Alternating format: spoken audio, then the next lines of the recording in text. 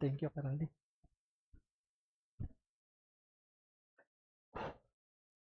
Ang pagsamba, mga kapatid, ay malaking bahagi at malaking tema na makikita natin sa salita ng Diyos. Ang tao, nung pagkatapos ng tao ay magkasala, naapektuhan ang pagsamba ng tao sa Diyos. Sa totoo nga po niyan ay nawala ang pagsamba ng tao sa Diyos.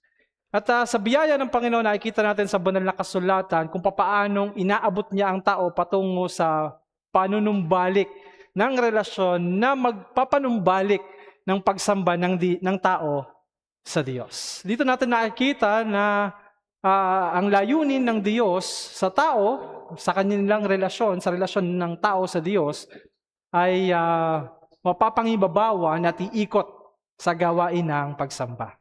Ngayon, ang topic po natin ay family worship o pagsamba ng pamilya.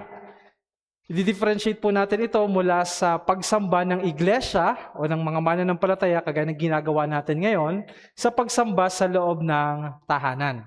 At makikita po natin sa ating mga handouts kung paanong itinuturo ng banal na kasulatan sa lumang tipan at sa bagong tipan na ang mga tahanan, ang mga pamilya ay inuutusan at kinakailangan na sumamba rin sa Diyos.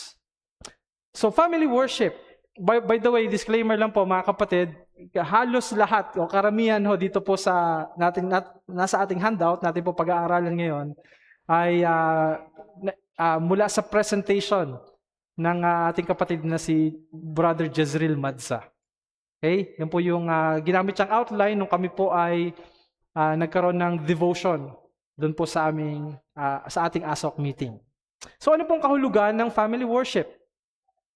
Ang family worship ay panahong idinisenyo o panahon na itinakda upang palakasin ang pananampalataya ng bawat individual at magtatag ng pagkakaisa at malinaw na spiritual direction sa loob ng pamilya. So ang family worship ay idinisenyo, ang pagsamba sa Diyos sa loob ng tahanan ay dinisenyo para ang isang pamilya ay magkaroon ng spiritual direction. Tamang spiritual na direction, primarily. Na magkaisa ang sambahayan na pinangungunahan ng mga magulang na aakayin ang pamilya, ang asawa at ang mga anak patungo sa Diyos. Malinaw at matatag na spiritual direction. So bilang mga mananampalataya ng Diyos, bilang mga pamilya na iniligtas ng Diyos, o bilang mga asawa na iniligtas ng Diyos, tayo ay kinakailangang magkaroon ng pagkakaisa na akayin natin ang ating pamilya, hindi lamang sa loob ng iglesia, ng pagtitipon ng iglesia, kundi sa loob ng ating mga pamilya o loob ng ating mga tahanan, meron tayong gagawing pagsamba sa Diyos.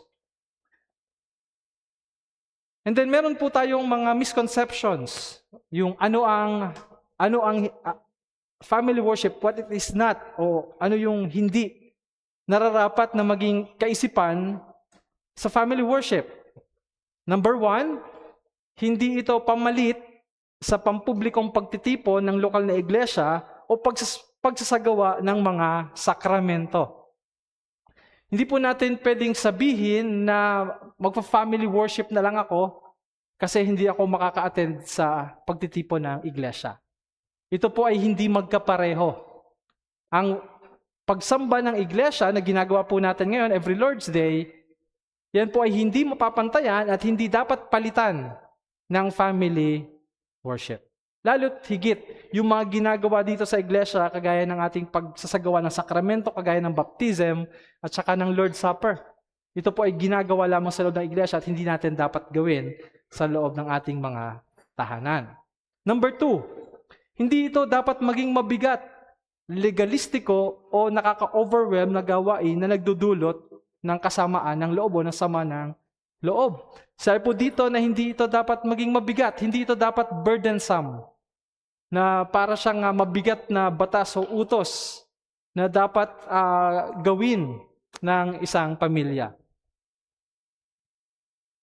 Number 3, Hindi din po ito oras ng panunumbat o pagpapatama o discipline. Hindi ito lugar para ilabas ang personal na hinaing o pagsabihan ng kapamilya o para sa sapilitang konfrontasyon.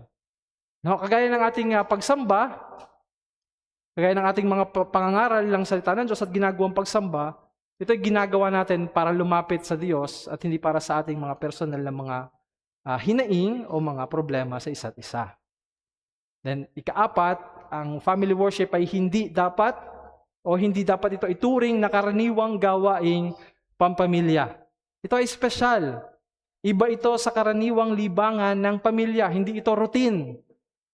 Hindi dapat ito isipin na ito ay batas o kailangang gawin, mabigat na kabigatan ang mararamdaman kapag ginagawa. Hindi po dapat ganon. At hindi rin po dapat ito ituring na karaniwan lamang na gawain.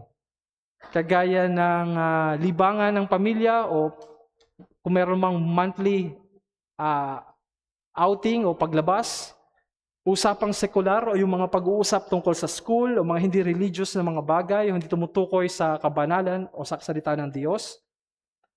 Hindi rin po ito pangkaraniwang gawain sa bahay nga po, kaya sabi ko kanina, routines, kagaya ng paghuhugas ng plato, pagligo, at iba pang mga gawain. Ito po ay special na bagay. Ano naman po yung family worship? Kung hindi ito yung mga nauna, ano ito? Number 1, ito po ay spiritual supplement. Kung paano ang family worship ay hindi pampalit sa pagsamba ng iglesia, kundi ito ay pantulong o pandagdag na ginagamit upang patuloy na matustusan ang spiritual na pangangailangan ng mga miyembro ng pamilya. Pinangungunahan ng ulo o ng tatay ng pamilya ang sambahayan sa paghahanda at pagpapaningning sa sama-samang pagsamba ng iglesia. Kumbaga sa family worship, inaakay natin ang ating pamilya, ang ating mga asawa at ang ating mga anak patungo sa pagpapakita ng kahalagahan ng pagsamba ng iglesia at yung kagandahan at yung benepisyo ng pagsamba ng iglesia sa ating mga sarili. Number 2, ito po ay maligaya o joyous privilege. Ito po ay isang gawain na kusang ninanais ng pamilya. Sabi nga po, hindi ito sapilitan. Hindi ito dapat ini-impose sa pamilya na parang threatening. Kundi ito ay pinapakita ng mga magulang, lalo na ng tatay, na ito ay isang dakilang pribilehiyo na makalapit sa Diyos at pangunahan ang pamilya sa pagsamba. Ito ay pinapakita o pagpapakita ng tugon sa biyaya ng Diyos, hindi bilang mabigat o legalistikong obligasyon. Kumbaga, ang family worship ay kailangan nating maituro at maipaunawa na ito ay hindi paraan para tayo ay paboran o iligtas ng Diyos, kundi ito ay tugon na ang Diyos ay unang nagpakita ng biyaya at kahabagan sa atin. Kaya nararapat na maipakita na ito ay kusang loob na pagsamba. And number 3, ito din po ay panahon kung saan tayo ay na-encourage na magpakumbaba.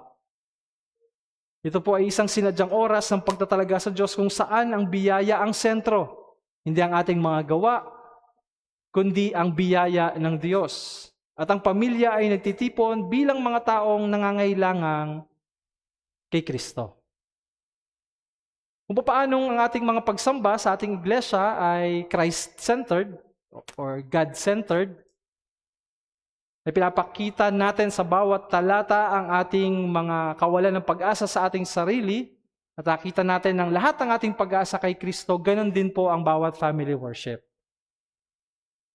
Ay tinatanghal ang biyaya ng ating Diyos kay Kristo at pinapakita ang pangangailangan natin lagi ng paglapit sa ating Panginoong Jesucristo. Then ikaapat, ito po ay specific worship. Talagang ito ay pagsamba. Isang sinadyang gawain na may totoong espiritual na mga sangkap. katulad ng pananalangin, pag-awit ng mga himno, at pagbabasa ng banal na kasulatan. So sa family worship, mahalaga na isipin natin na ito ay ipinapattern natin sa pagsamba ng iglesia. At sa pagsamba ng iglesia, meron pong pananalangin, yan ang ginawa natin, ginagawa natin every Lord's Day. Meron pong pag-awit ng mga himno, at meron pong pangangaral, pagbabasa ng banal na kasulatan at pagpapaliwanag ng banal na kasulatan. Kaya po ang family worship ay pagsamba ng pamilya sa Diyos. Ngayon naman po mga kapatid, titingnan natin, dalawa lamang pong mga talata, isa sa Lumang Tipan at dalawa sa Bagong Tipan, na nagpapakita sa atin ng pagsamba sa loob ng tahanan. Sa Lumang Tipan, meron po tayong talata sa Deuteronomy chapter 6, verse number 4 to 7. At napansinin po natin, ang parehong Lumang Tipan at Bagong Tipan ay explicit, ibig sabihin ay hayagan, at implicit o dihayagan na nagtuturo ng konsepto ng pagsamba ng pamilya. So number 1, sa Deuteronomy chapter 6, verse number 4 to 7, ito po ang sabi ng salita ng Diyos. Pakinggan mo, O Israel, verse number 4, ang Panginoon nating Diyos ay iisang Panginoon. At iibigin mo ang Panginoon mong Diyos ng iyong buong puso, at ng iyong buong kaluluwa, at ng iyong buong lakas. Ang mga salitang ito na aking iniuutos sa iyo sa araw na ito, ay ilalagay mo sa iyong puso. And then verse number 7, at iyong ituturo ng buong sikap, kanino daw po? Sa iyong mga anak, sa loob ng iyong tahanan, kung saan kasama mo ang iyong mga anak. At iyong sasabihin sa kanila, kapag ikaw ay nakaupo sa iyong bahay, nakita natin specifically sa loob ito ng tahanan, kapag ikaw ay lumalakad sa daan, at kapag ikaw ay nahihiga, at kapag ikaw ay bumabangon. Pagkakataon natin na sa pagkakataong ito, ang tabernakulo ay nakatayo na. Ibig sabihin, meron na po silang lugar kung saan sila nagtitipon para sumamba sa Diyos. Kagaya ho ng ginagawa natin. Meron na tayong specific at saka appointed time kung saan nagtitipon publicly ang iglesia. Pero nandoon pa rin yung utos na magturo ang mga tatay, magturo ang mga ama ng tahanan sa kanilang mga anak. Na sila'y turuan pa rin at akayin pa rin sa pagsamba. Okay? So again, mga kapatid, mabuti na dinadala natin ang ating pamilya sa loob ng iglesia, pagtitipon ng iglesia, nakakapakinig sila ng salita ng Diyos, nakakapakinig sila ng mga awitin na naglalagay o nagpapakita ng mga katotohanan tungkol sa Ebanghelyo. Ngunit, kailangan pa rin at patuloy na, yun nga po, supplement ang pagsamba sa loob ng tahanan. Ang punto, ang pagsamba sa Diyos ay hindi lamang pang-iglesia, kundi pati na rin pampamilya. Kailangan po natin niyang maintindihan bilang mga Kristiyano. Ang pagsamba sa Diyos ay hindi lamang pang-iglesia, public, meron din po tayong tatawag na private worship o pamilya. Sa loob ng ating mga tahanan. Sa New Testament naman, Ephesians chapter 6, verse number 25, sabi po ng salita ng Diyos, mga asawang lalaki, mahalin ninyo ang inyo-inyong mga asawa. So, nandito po yung utos na ang tungkulin ng lalaki ay mahalin ang kanyang asawa. Tapos, nagbigay po ang Diyos sa atin ng, kumbaga, ang goal, kagaya ng kanina, ang destinasyon ay mahalin ang asawa. Ngayon, nagbigay po siya sa atin ng daan o yung mapa patungo doon. At sino po yung mapa? Si Kristo. At paano sa atin itinuro mula sa example ni Christ yung pagmamahal sa ating mga asawa. Ang sabi ng salita ng Diyos, kagaya ni Kristo, mahal sa iglesia at ibinigay ang kanyang sarili alang-alang sa kanya. And dinagdagan pa po ni Pablo, verse number 26, papaano itong pag-ibig, kagaya ng pag-ibig ni Kristo sa iglesia, papaano nga po ito nakikita natin, yung pagmamahal ni Kristo sa iglesia o sa bawat isa sa atin na sumasampalataya. Tignan niyo po verse number 27, kanyang pakabanalin siya upang kanyang pakabanalin siya na nilinis sa pamamagitan ng paghuhugas ng tubig sa salita, upang kanyang maiharap sa kanyang sarili ang isang maluwalhating iglesia na walang batik o kulubot o anumang gayong bagay, kundi siya ay maging banal at walang dungis. Paano daw po maipapakita ng isang lalaki ang pinakadakilang paraan ng pag-ibig sa kanyang asawa? Turuan siya ng salita ng Diyos para sa kanyang kabanalan. Yun po pala ang tungkulin nating mga tatay. Kung gusto nating mahalin o maiparamdam ang ating pagmamahal sa ating mga asawa, hindi po pala sa pamamagitan ng pagbibigay ng regalo o sa pagbibigay ng mga chocolates o mga bulaklak. Maganda po yung mga bagay na yon. Hindi po pala sa pagde-date o pagdadala sa kanila sa mga mailabas sila at maidate. Maayos yung mga bagay na yon, pero hindi po pala yon. Kung gusto nating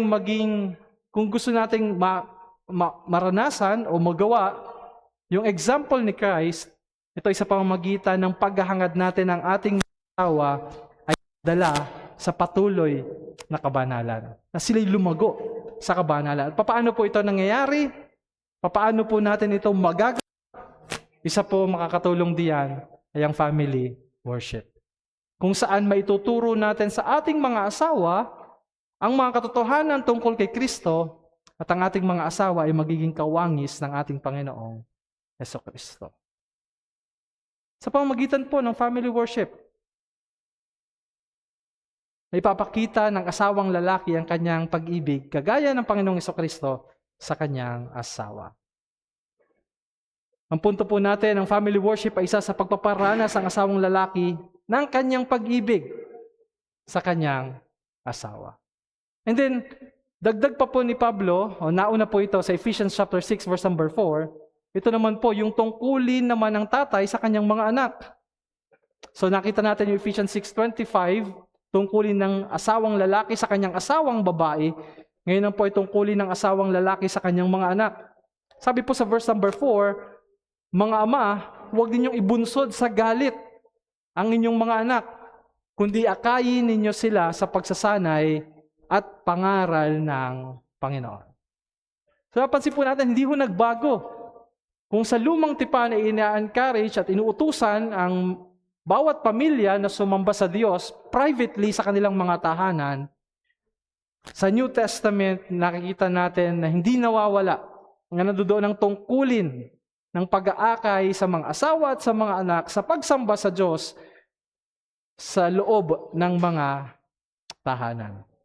Punto po natin, ang pagiging ama ng tahanan ay may kaakibat na pagsasagawa ng family worship, kung saan ang pamamaraan ng Diyos, ang kanyang mga instruksyon, ang kanyang mga salita ay napapakinggan at naiituro. So, sa atin po ng mga tatay, at sa atin po ng mga gustong maging tatay, o magiging mga tatay in the future sa biyaya ng Panginoon, isa po sa dapat natin na makita na mahalagang tungkulin ng pagiging tatay, bukod sa pagpo-provide ng pangangailangan, ay pagtataguyod ng pamilya patungo sa pagsamba sa Diyos. Hindi lamang po pag-provide ng pangangailangan, kundi pagpapatatag ng pamilya sa spiritual na direksyon at spiritual na pananampalataya sa pamamagitan ng pag-aakay sa pamilya patungo sa pagsamba sa Diyos sa pamamagitan ng kanyang mga salita. And then, dako naman po tayo sa three primary purpose ng family worship. Tatlo pong mga dahilan kung bakit ginagawa natin ang family worship o yung kailangan maging goal ng bawat family worship. Number 1, ito po ay joyful responsibility. Muli, ulitin ko po, hindi po dapat ito maging kabigatan. Hindi ito legalistic o yung mabigat na gawain. Ito ay responsibility na dapat tayo ay nakakitaan ng kagalakan. Ang pagsamba ay tungkulin ng lahat ng miyembro ng iglesia. Kaya tungkulin din ito ng bawat miyembro ng pamilya. Papattern natin. Kapag ang asawang lalaki ang nangunguna, at ang asawang babae ang tumutulong na ipapakita nila ang maayos na katawan ng iglesia kung saan walang miyembro ang basta tagamasid lamang. Kung paano dito sa iglesia, napapansin niyo po, nung sa ating covenanting o sa ating interview sa ating membership, tinatanong tayo kung paano natin o ano yung mga talento, ano yung mga gifts na meron tayo na maipapagamit natin sa Diyos sa paglilingkod sa Kanya. Kung ito ay music, kung ito ay cooking, kung ito ay driving, kung ito ay leadership, kung ito ay sa maintenance o kung saan man. Pagtuturo ng mga bata, pagtuturo ng mga matatanda, tinatanong, bakit po? Dahil napakahalaga na prinsipyo ng Biblia sa bawat mananampalataya na ginagawa niya ang kanyang tungkulin bilang pagsamba sa Diyos. Na meron siyang ginagampanang tungkulin. Ganon din daw po dapat sa ating mga pamilya, sa ating family worship. Sabi nga po ni Jonathan Edwards na ang every Christian family ought to be, as it were, a little church. Bawat pamilya daw po dapat ay parang mga maliliit na iglesia. Bakit daw po ito mahalaga? Na meron tayong mga joyful responsibility na bawat miyembro ng pamilya ay merong mga ginagampan ng tungkulin. Ang dahilan ay inaayon nito ang kaayusan ng tahanan sa kalusugan ng iglesia at tinitiyak ng bawat isa ay aktibong nakikibahagi sa espiritual na buhay ng pamilya. Kumbaga na ipapaunawa natin na sa lahat ng miyembro ng ating pamilya na ito ay isang mabigat, mahalaga at importanteng gawain. Na dapat tayong nagkakaisa at nagtutulungan na maging kabahagi sa ating espiritual na buhay pampamilya. No? Na mayroon pong pagkakaisa. Merong tunay na pagkakasundo. Na ang pinaka-importante na pangangailangan ng isang tao at ng isang miyembro ng ating pamilya ay ang espiritual nating kalagayan. At dapat tayo magkaisa at magkasundo na pagtutulong-tulungan natin ang pagdadala sa ating mga pamilya at ang ating pamilya sa pagsamba sa Diyos. Kumbaga, practical application po nito, meron tungkulin ng ama at yun ay ang pangunguna. Ang asawa naman ay tinitiyak na makakatulong sa pangunguna at sa pagsasagawa ng family worship. So lahat po ay may tungkulin, ginagampanan. Merong tagapagpaawit, merong bumabasa ng salita ng Diyos, merong naghahanda ng lugar kung saan gagawin ang family worship, kung ito'y nangangailangan ng mga upuan, kung nangangailangan ng magre-remind ng oras ng family worship sa umaga o sa gabi, meron pong kanya-kanyang mga tungkulin. At magandang may assign natin ang mga tungkulin o bawat miyembro ng pamilya ay merong tungkulin sa pagsagawa ng family worship. And then number 2, ito din po ay ginagamit na paraan sa means of saving our children. Para po sa kaligtasan ng ating mga anak, spiritual na kaligtasan ng ating mga anak. Kailangan po nating tandaan na ang family worship ay hindi parang bedtime stories para sila makatulog. Hindi lang basta nagkikwento ang mga magulang, kundi sila ay katiwala ng mga parang itinalaga ng Diyos. Ayon sa kasulatan, ang pagsasalaysay ng mga dakilang gawa na sinasabi po sa awit 78 o sa Psalm 78, ang pangunahing paraan na ginagamit ng Diyos upang magbigay ng biyaya ng kaligtasan. Yan ang pagsasalaysay o ang pagpapahayag ng mga gawa ng Diyos ay ginagamit ng Diyos para ang isang taong makasalanan ay maligtas at makakilala kay Kristo. So kailangan alam natin ito sa tuwing tayo ay gumagawa o nagsasagawa ng ating family worship. Ng ating tungkulin o ang ating layunin ay bahaginan ang ating pamilya ng salita ng Diyos na magpapabanal doon po sa mga ligtas na patuloy na mag-aakay sa kabanalan o sanctification ng mga mananampalataya. And then para naman po sa kaligtasan ng mga ng ating pamilya na hindi pa sumasampalataya kay Kristo. Then number 3, ito din po ay nagiging means of sanctification, kagaya po sinabi ko kanina.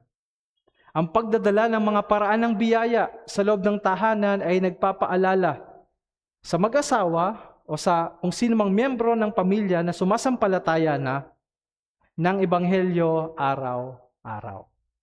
So sa pamamagitan po ng family worship, hindi lamang sa na-evangelize yung mga di pa mananampalataya nating miyembro ng pamilya, ginagamit din po ito ng Diyos para patuloy na palaguin sa kabanalan ang mga sumasampalataya na ng miyembro ng ating pamilya.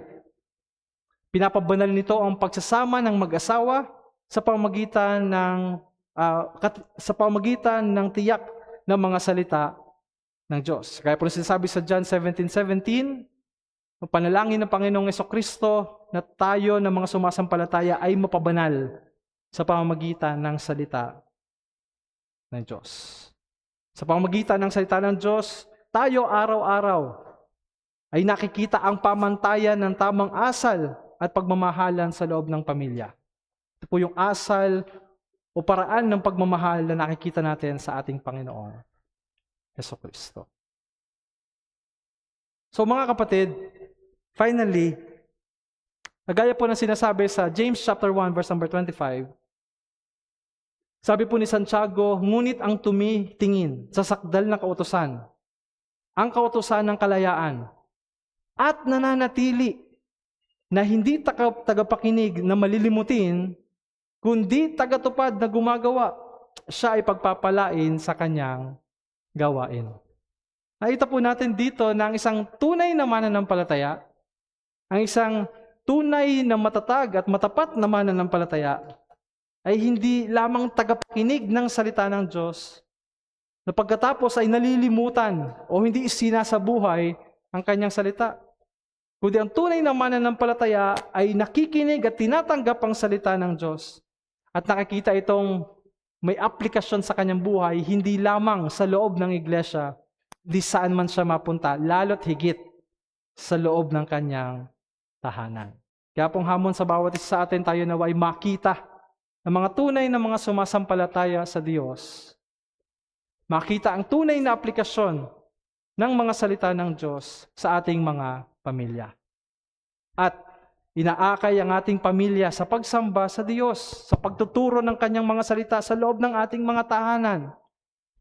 Dinadala ang mga instruction, ang mga bagay na nagtuturo, ng mga bagay tungkol sa Panginoong Jesucristo upang tayo ng mga tatay, ang ating mga asawa, tayo ng mga nanay, at ang ating mga anak ay maakay natin patungo sa pagsamba sa Diyos at sa pagiging kawangis ng Panginoong Jesucristo. Sa amin pong naging pag-uusap tungkol sa family worship ng mga tatay, isa po sa nakatulong sa aming aplikasyon o kung paano ito mamamanifest sa aming mga buhay ay sa pamamagitan po ng pagiging consistent ng mga tatay sa personal devotion. Ibig sabihin, kailangan ng mga tatay, tayo po ng mga tatay, ay meron tayong consistent, palagian na pag-aaral o pag-expose ng ating mga sarili sa salita ng Diyos.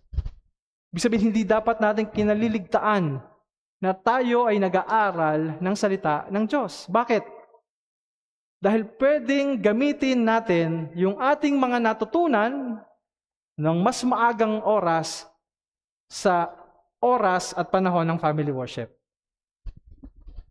Mas maganda o hindi dapat tayo magbabasa ng banal na kasulatan sa family worship, tapos first time natin itong nabasa o hindi natin alam yung tamang interpretasyon at wala tayong naisip na application. Kumbaga on the spot.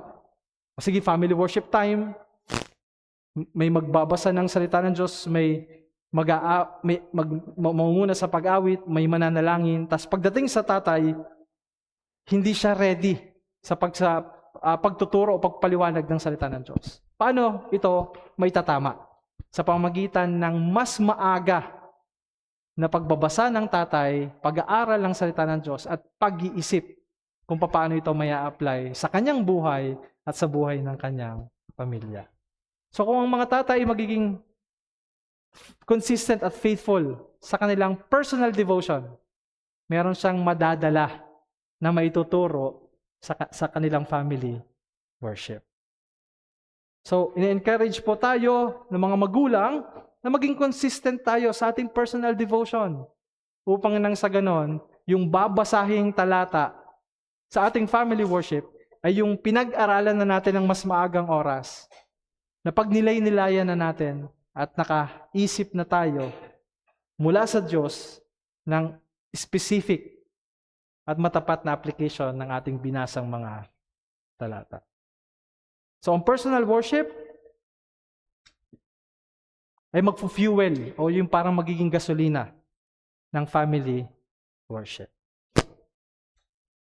Hanggang doon lang po muna. Sino po sa atin ang merong katanungan o mga paglilinaw?